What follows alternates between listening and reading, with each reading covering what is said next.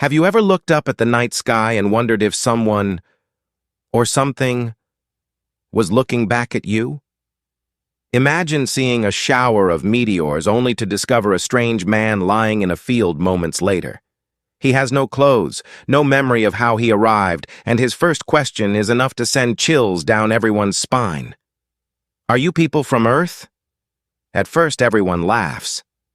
But what if he isn't joking? And what if his unbelievable story is hiding a much darker crime? Stay with me, because this mystery will keep you guessing until the very last moment.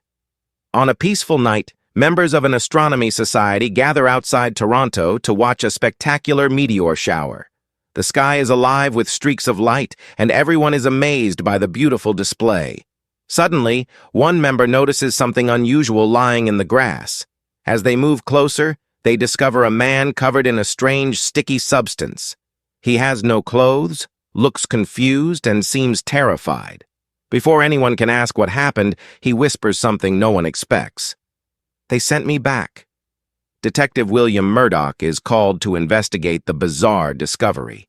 Unlike everyone else, Murdoch refuses to laugh at the man's claims. He believes every mystery deserves careful examination, no matter how impossible it sounds.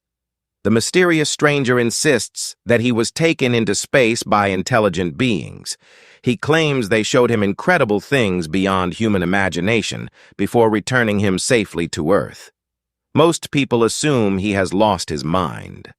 But Murdoch notices something interesting. The man's scientific knowledge is extraordinary. He speaks about galaxies, expanding space, and mathematical theories years ahead of their time.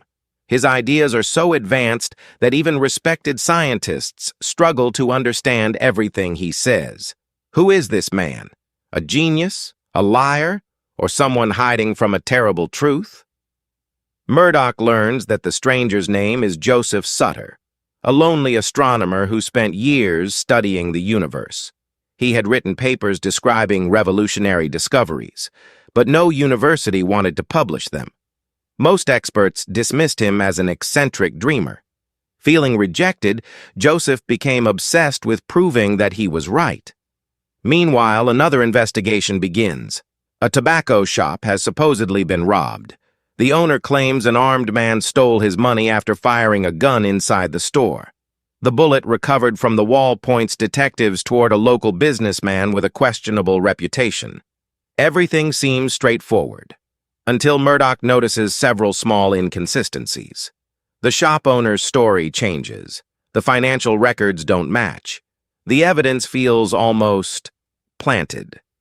Two completely different investigations are now running at the same time. One about a man from outer space, another about an armed robbery. At first, they appear unrelated, but Murdoch has learned one important lesson over the years. Nothing is ever just a coincidence. While Joseph remains under observation, strange discoveries continue. The mysterious substance covering his body contains unusual materials that no one immediately recognizes. His fingerprints match no criminal records. His strange behavior seems genuine. When Murdoch questions him using an early lie detection device, Joseph honestly believes every word he says. According to the machine, he isn't lying. He truly believes he visited another world. If he isn't lying, who convinced him of such an impossible story? Murdoch begins searching through Joseph's past.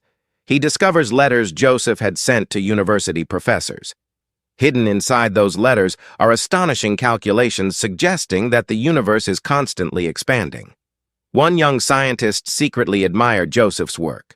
Unfortunately, someone much more powerful viewed those discoveries as a threat. Then everything becomes even darker. The young scientist who supported Joseph is found murdered. Now this strange mystery becomes a homicide investigation. Murdoch realizes that someone wanted Joseph discredited before his scientific discoveries became public. But why? Following tiny clues, Murdoch studies every detail Joseph remembered from his so-called alien abduction. He remembers hearing factory whistles, children shouting, streetcars passing nearby. Those aren't sounds from another planet. They're sounds from somewhere inside Toronto. Using maps, Murdoch searches neighborhoods where all those noises could be heard together. Finally, he discovers an abandoned warehouse.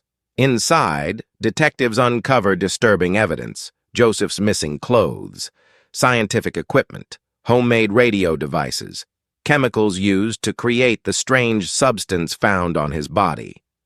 Someone built an elaborate stage designed to convince Joseph that he had traveled through space.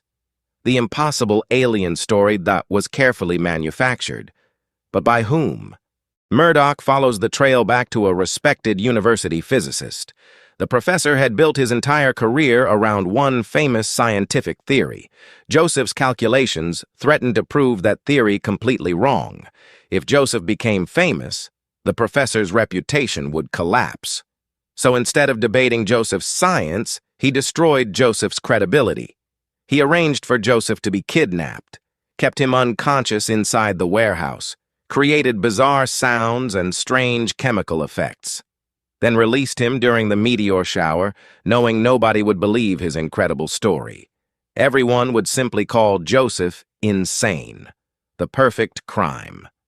Or so the professor believed. But one mistake ruined everything.